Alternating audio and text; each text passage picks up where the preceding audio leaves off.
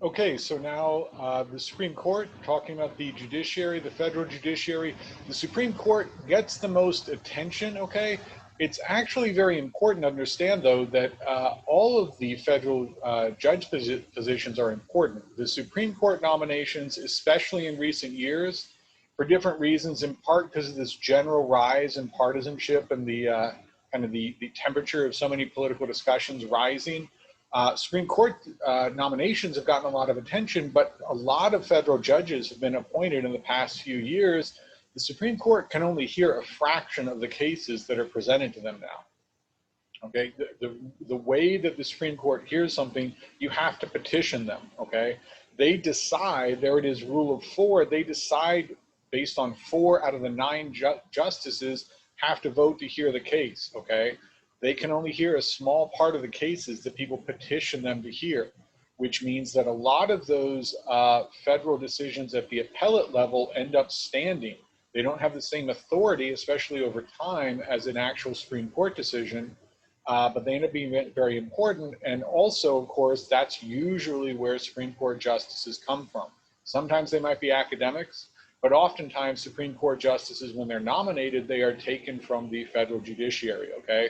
So Supreme Court gets a lot of attention, and they are the ones who obviously have the final say. You can't really appeal a Supreme Court decision. Government can sort of ignore it. As we talked about, the people can try to amend the Constitution, difficult, time-consuming. But they are the highest level of the federal judiciary, but the other level is important, and the nominations to those judgeships very important, okay? But the Supreme Court gets the most attention. Again, the final say, right? Again, you cannot appeal a Supreme Court decision. There is not another level of the federal judiciary to appeal to. As we talked about in the previous lecture, the Supreme Court is relatively powerless. They cannot enforce their decisions either through some sort of executive action or through funding, through having any direct influence on funding. Okay, so they are dependent on the other 2 branches of the federal government to actually enforce or carry out their decisions, make them actually effective if people want to ignore them. But Supreme Court, okay, currently 9 judges, obviously an odd number, so you can't have ties, okay? The first step in getting a case heard by the Supreme Court, they are petitioned, and they decide. You need 4 of them to vote to decide to hear a case, okay? We'll come back to this in a second. And then the process is they hear and decide cases. Obviously, both lawyers, both sides, the legal teams, present written arguments, but the actual kind of when they hear the case, they are oral arguments. They don't call witnesses. The lawyers from each side stand up and make their argument. The justices can question them. They can interrupt them. They can, not in a super rude way, but I mean, they can sort of break in, and as they're making their argument, if a justice has a question, they can break in and say, what about this, and so on. So obviously you have to kind of be on your toes if you're a lawyer making one of these arguments before the Supreme Court. Okay, they ask questions, they hear oral arguments from both sides, then they retreat, and they go into private. They have a conference and they talk about the case, and everybody kind of gives their opinion, or at least talks about some of what they thought. Then they vote on which side to decide for, and then they write the opinions. And again, that majority opinion or the decision becomes a very important legal document, becomes a very important constitutional document. Because again, that's where the Supreme Court explains, here is why we voted this way. Here are the new constitutional legal principles that should be applied in future cases, again, because of this reliance on precedent in the American court system. Okay, so that majority opinion, or sometimes just called the decision, that's very important. Not to put too fine a point on it, the losing side, they can write a dissent. Sometimes people might write multiple dissents, but oftentimes, again, the side that does not carry the day will choose somebody to write a dissenting opinion, and they will explain why they dissented. Again, they will give their legal constitutional reasons why they dissented, okay? So that's the process by which the Supreme Court hears cases, makes decisions, okay? When you get into things like judicial philosophy, ideology, what actually motivates them, we'll talk about that in a second, but also kind of just theories of how the Supreme Court should operate, okay? Judicial restraint versus judicial activism, okay?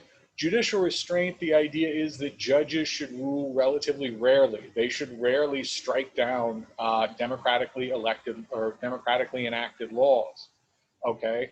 Judicial activism is a view that judges should be a little bit more active and should, after all, that's why you have a judiciary, is to protect the rights of individuals and minorities against majorities who are not inclined to honor them. And of course, that's a very deep, very important idea of the Federalist, and the whole federal system in a way is based on the assumption that you can't really trust majorities and you can't trust them to honor the rights of those weaker than them, right?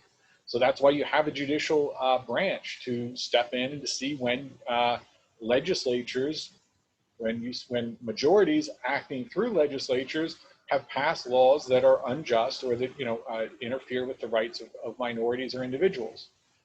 Judicial activism often used in a negative way to mean that the judges are overstepping. I think the textbook has a quotation from someone who says an activist judge is just a judge who's ruled a way that you don't like. But there's that sort of judicial restraint versus judicial activism. The notion of judicial restraint is the system should be as democratic as possible. Judges should not interfere except when there's a very clear violation of the Constitution. Judicial activism, again, people don't always use that term to describe themselves. It's not always a judicial activism or an activist judge, not always a positive connotation for that. But the view is, again, the judges and the judicial branch is there to protect the rights of minorities. They shouldn't go around striking down obviously constitutional laws, but they shouldn't be afraid to intervene when a law threatens the rights of individuals or people who are currently in the minority in one way or another. That's the point, okay? Again, the importance of precedent, when the judges, the Supreme Court, for instance, federal judges, when they look at these things, they look obviously at the Constitution. But if the Constitution is really clear and obvious, it wouldn't get to the Supreme Court. So they look at previous decisions, precedent, and again, they look at the actual written decisions, the rationale, the principles used, and they try to figure out how would we apply those principles to this new case, okay? So precedent is very important. It in a sense, limits what future judges can say, but previous cases can be overturned, okay? It's relatively rare, but it's happened more than 200 times over the years. Obviously, Brown v. Board of Education overturned Plessy v. Ferguson. Plessy v. Ferguson said that segregation was okay as long as the facilities were separate but equal. Brown v. Board of Education said that segregation was inherently about inequality and therefore it violated the 14th Amendment under any condition, even if the facilities were equal. Okay, so it does happen sometimes that previous decisions are overturned later, but for the most part, you have to understand when you're talking about the federal judiciary, the Supreme Court, the other levels as well, what are they doing? They're chiefly looking at precedent. That's kind of the most important thing that they're looking at when they're trying to figure out how to rule in a given case, okay? What actually motivates them? Okay, you can talk about big picture stuff. Should they be more activist? Should they be more restrained? Should they, intervene more often and more energetically to protect individual rights or minority rights? Should they do that less? Okay, but what actually motivates them? And there are different models of judicial decision making, different models of what judges are actually thinking and why. Okay, the Federalist Papers, we know the idea, the goal, the ideal is that they will be purely disinterested legal minds. People who just find the law important and fascinating and are trying to understand it and interpret it and apply it in the most rigorous and consistent and fair-minded way possible. And that they're not acting for any kind of political purpose or partisan goal or anything like that. When political scientists look at judges, they find that that ideal, even if you think that it's good, is rarely met, okay? What they find is, well, what are some of the theories that people have about what's actually motivating judges?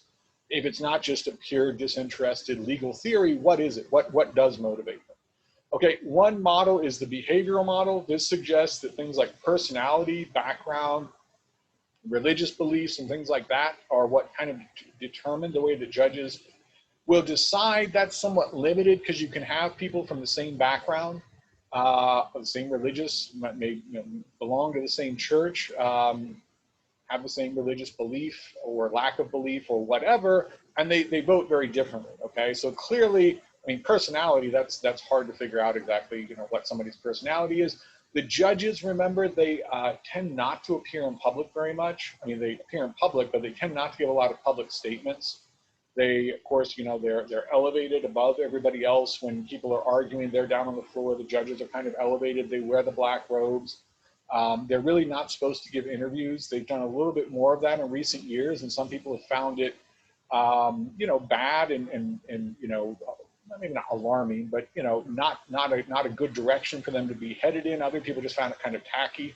But you know, they're supposed to maintain a certain aura and a certain air of being removed from ordinary politics and things like that. So it can be hard to know what kind of personality they necessarily have. Background, again, you can have people from very similar backgrounds who have very different judicial philosophies. Religious beliefs, again, you can have a lot of disagreement about that. Okay, so the behavioral model probably doesn't really, you know, it has some application, but it doesn't seem to be super effective. The attitudinal model says that it's political and policy views, that basically judges are political actors like everybody else. And that really, if you want to understand how a judge is going to vote, you don't try to figure out what their judicial philosophy is and go back and read all the precedents and all the previous cases they may look at, figure out what political or what policy view they have. This is also limited. An obvious dramatic example recently is when the Affordable Care Act, or Obamacare, was challenged in the courts and it went to the Supreme Court. And the conservative judges, or the Republican appointed justices, had a majority, and people thought that they were going to vote to overturn the Affordable Care Act. And they did not, because John Roberts, who was the Chief Justice, who was appointed by George W. Bush and is usually considered a fairly conservative Supreme Court justice, voted and said it was constitutional. So he was kind of the deciding vote who upheld its constitutionality. Okay, why did he do that? I mean, probably he didn't like it from a policy point of view. Probably politically he didn't actually like it or agree with it. What could it have been? Part of it was he did strike down parts of the Affordable Care Act, which made it long-term much harder for it to be viable. So he may have achieved a policy goal, at least somewhat. But there's also a strategic element or dimension to all of this, okay? The strategic model says that, you know, judges they're political actors, but they also understand that they're trying to strategize what's going on. And that begins with that petition to the Supreme Court and the decision of whether or not to hear the case. A judge might think that a particular case is a fascinating legal question, but if they think that their side is likely to lose, they will vote against hearing it, because they don't want a decision that basically, you know, puts it into law now that the exact opposite of what they want is now the Supreme Court decision and is now the precedent for future cases in this area. So they may they may think it's important, they may think it's a really interesting question, and they may vote not to hear it because they expect their side, you know, to lose. So they're making a strategic decision there. The strategic model also says that Supreme Court justices, federal judges generally, again, they don't have to worry about re-election. They don't have to worry about keeping Congress or the president or anybody else happy. They obviously don't have to worry about public opinion in the form of the electorate, voters. They don't need to worry about being re-elected, but they may be responsive to public opinion in the sense of worrying about the legitimacy of the court. They might be aware, so to take the Affordable Care Act, and that example is John Roberts. Roberts may have thought if we vote to overturn the Affordable Care Act, which Congress could not do, which the Republicans could not do through democratic means, they couldn't actually, you know, get a large enough majority in Congress and the presidency to overturn it. So if they go through the courts and do it, it could make the Supreme Court look very partisan. So it may well be that Roberts voted to uphold it to protect the legitimacy and the reputation and the appearance and the kind of the public attitude towards the Supreme Court, and make people continue to see them as fair-minded and dispassionate and what they're supposed to be according to the Federalist Papers, right? This group of people who are really trying to understand the law and apply the Constitution fairly in individual cases. So none of these explain 100% of the cases, but there are different theories that look at what they're doing. But a key point here is, especially with the strategic, and again, they don't come out and give an interview afterwards and say, here's why I voted this way. They write their decision, but beyond the legal reasons that they give in that decision, they don't come out and say, what I was really thinking was this. Of course not. They would never do that, right? They never want to seem as if they're actually motivated by these non-legal reasons for just, you know, for all the reasons that we've talked about, right? But So it's hard to say, definitively what's happening, but strategic, they are certainly thinking about things beyond just the specific details of a given legal question in a given legal case. But it's in some ways even harder to know what kinds of strategic considerations they might be making than it is to know some of the other things like the attitudinal or the behavioral factors that might be influencing their decisions. So very few people who really watch judges, study them, think that they are the ideal that the Federalist Papers describe. These are three things that try to account for their behavior, but none of them really get it entirely right. None of these are the definitive model or theory of what judges are actually doing.